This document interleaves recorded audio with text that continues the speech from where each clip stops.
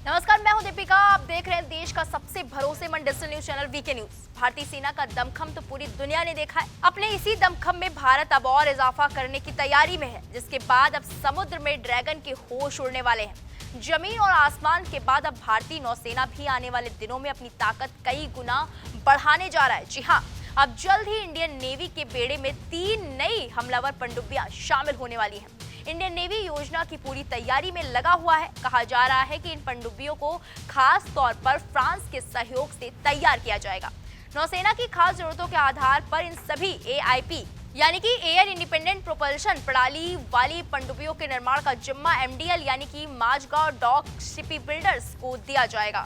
MDL ने पहले ही भारतीय नौसेना के लिए फ्रेंच स्कॉर्पियन पर आधारित 6 कलवेरी वर्ग की पनडुब्बियों का निर्माण कर लिया है। इन तीनों पनडुब्बियों में लगे एआईपी को डीआरडीओ विकसित करेगा और फ्रांसीसी नौसेना समूह इसका परीक्षण करेगा।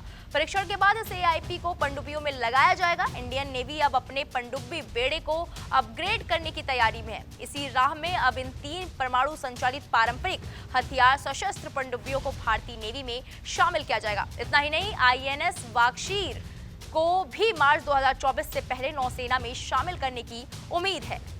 हालांकि अभी इन परमाणु हमला करने वाली पनडुब्बियों को हासिल करने के फैसले में थोड़ा समय लग सकता है। इसके अलावा रूस से भी भारत को एक कॉन्ट्रैक्ट के तहत 2025 में पहले से आईएनएस चक्र के बदले में एक परमाणु हमला पनडुब्बी मिलने की उम्मीद है। भारत के साथ रूस की डील यूक्रेन युद्ध शुरू होने के काफी पहले हो गई थी। आपको बता दें कि भारत के लिए समुद्र में इस समय चीन एक बड़ी चुनौती है। चीन ने 8 परमाणु बैलिस्टिक मिसाइल पनडुब्बी और 12 शांग और हान श्रेणी की परमाणु संचालित हमलावर पनडुब्बियों के साथ अपने सैन्य बेड़े को मजबूत किया हुआ है।